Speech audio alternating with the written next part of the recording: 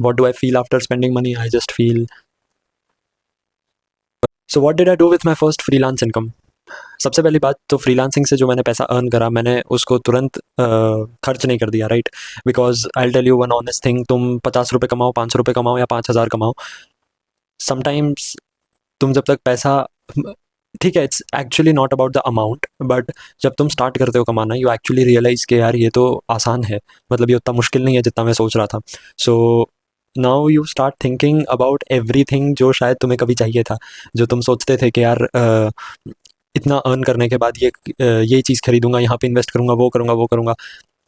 But जो भी amount हो, amount doesn't matter, I am saying this again, तुम चाहे कितना ही अर्न कर लो, you will get that feeling कि मेरे को उसकी सही में ज़रूरत है क्या. सो एक्चुअली मैंने अपनी फर्स्ट फ्रीलांस इनकम से कुछ करा ही नहीं था, बिकॉज आई स्टार्टेड थिंकिंग, सबसे पहली बात तो तुम ये कितना ही सुन लो, लेकिन जब तक काम करके अर्न नहीं कर लोगे, ये तुम्हारे दिमाग में रहेगा, विच इज़ दैट तुम्हें पैसे की वैल्यू पता चल जाती है, पैसे की तुम और रिस्पेक्ट करने लगते हो. कोई इंसान अगर कहीं मेहनत कर रहा है, तुम फ्रीलांसिंग में कर रहे हो, कोई म्यूजिशियन है जो मेहनत कर रहा है, you will not laugh at him. This does happen with you in general, but you should not judge or laugh like this. Anyways, that's a whole different topic, but what I'm saying is कि in general तुम्हारे मन में respect आ जाता है कि आज कोई video editing अगर कैनवा से शुरू कर रहा है ना, सो हो सकता है कुछ लोग हंस दे, बट मुझे उतनी हंसी नहीं आएगी, बिकॉज आई टोटली अंडरस्टैंड कि भाई सबका ऐसे ही स्टार्ट होता है, मतलब ठीक है, कुछ कोई आफ्टर इफेक्ट्स का वर्जन अपने एम्बिलिकल कॉर्ड पे लेके नहीं जन्मा होता है, राइट? सो तुम बेसिकली वैल्यू करने लगते हो पैसे की, और जो मेहनत कर रहा है तुम उसकी भी रिस्पेक्ट करने लगते हो. लेकिन what I did with my income was, मैंने उसका बहुत ही छोटा हिस्सा खर्च करा बुक्स में. एंड ये कुछ ऐसी बुक्स है, so I tell you about myself, something about myself, कि मैं ना थोड़ा सा आर्ट में मानता हूँ, कि understanding art, understanding mind set, understanding something creative. मैंने मूवीज़ के बारे में एक वीडियो बनाया था जो 30 मिनट्स का चला गया था. So that is the type of person I am, and I thought कि कुछ वैसा ही इन्वेस्ट करते हैं आर्ट टाइप्स में. So I bought 3 books Penguin collection की, राइट? सो मैं बताता हूँ. एक है लियो टॉल्स्टॉय की book, how much land does a man need. और I will be very honest with you, first of all ये बुक मैंने अभी तक पढ़ी नहीं है, ठीक है. फिर फियोडोर दोस्तोइफ्स्की, फोइडोर, ओके, जो भी करेक्ट प्रोनाउंसिएशन है, गूगल पे प्रोनाउंसिएशन फियोडोर दिखा रहे, बोल रहे, so we will go with that. And this is a very famous book, Insta पे बहुत ही फेमस है, तुम देखते होगे. ये बुक अभी तक, ये दोनों मैंने अभी तक नहीं पढ़ी. ये बुक जो मैंने पढ़ना स्टार्ट करा है, which is Oscar Wilde, only dull people are brilliant at breakfast. ये जो 2 बुक थी ना, ठीक है, मैं वाइट नाइट्स की बात बताता हूँ. वाइट नाइट्स मैंने इसलिए खरीदी बिकॉज ये फेमस बुक है, दैट्स इट, बात यहाँ पे ख़त्म हो जाती है. बिकॉज ये सही में एक फेमस बुक है, एंड काफ़ी लोग इसकी बात करते हैं, एंड ये जनरेशन जो है जेन सी, वो लोग इस बुक को काफ़ी ज़्यादा रिलेटेबल मानते हैं. So I thought let's try this. But Leo Tolstoy, इनकी जो बुक है how much land does a man need, मेरे को ये नाम बहुत अच्छा लगा, first of all. And I tell you one more thing, मैं मुझे नहीं पता how can I make you believe this, but I don't know even 0.1% about them. तीनों के बारे में मुझे कुछ नहीं पता, राइट? मेरे को कुछ भी आइडिया नहीं है ये कैसे टाइप के लोग हैं, मतलब कैसे टाइप का आर्ट बनाते हैं, कैसी टाइप की बुक लिखते हैं, I have no idea at all. लेकिन ये जो नाम है how much land does a man need, मुझे नाम बहुत ही अच्छा लगता है.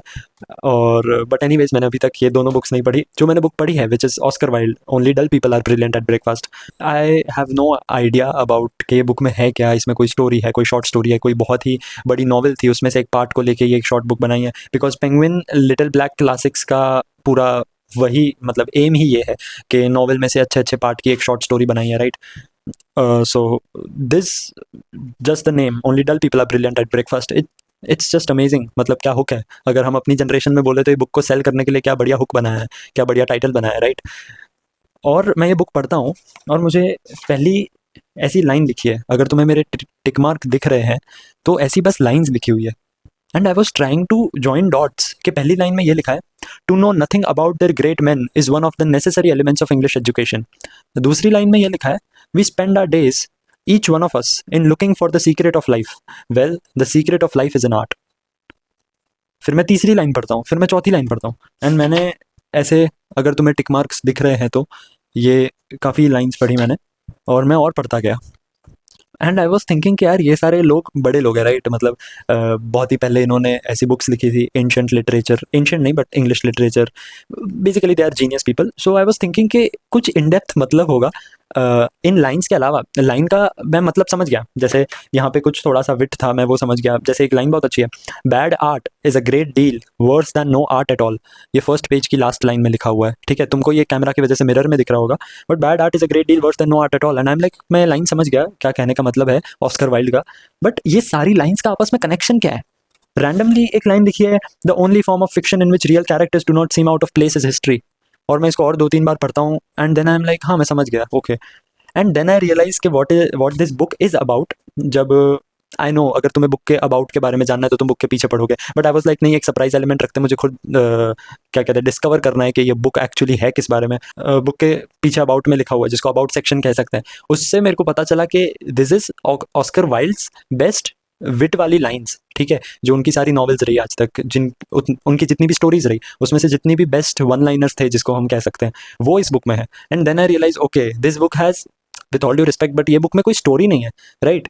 तो मैं ये डिस्कवर करता हूँ बुक पढ़ते पढ़ते। एंड काफ़ी अच्छी अच्छी लाइंस है इस बुक में, काफ़ी ज़्यादा समझाया गया है। कि एक लाइन थी कि बेसिकली वो लाइन की समरी ये थी कि philosophy teaches us to be with someone else's suffering. Basically the point was कि फिलोसॉफी से तुम बहुत अच्छे से सीख जाते हो कि किसी और की सफरिंग को हैंडल कैसे करना है। मतलब कोई और सफ़र कर रहा है कि मान लेते किसी और का फाइनेंशियल लॉस हो गया है, किसी और का ब्रेकअप हो गया है, किसी और का बहुत इंपॉर्टेंट इंसान उनकी लाइफ से चला गया है, कुछ ट्रॉमेटाइजिंग कुछ हो गया है। सो उस टाइम पे फिलोसॉफी देना बहुत आसान है कि think positive, be positive person, अरे सबके लिए कोई ना कोई है, अरे जो होता है अच्छे के लिए होता है, ऐसी हज़ारों लाइनें दिमाग में आती है। बट जब तुम्हारे साथ ऐसा होता है, so that's a whole different story.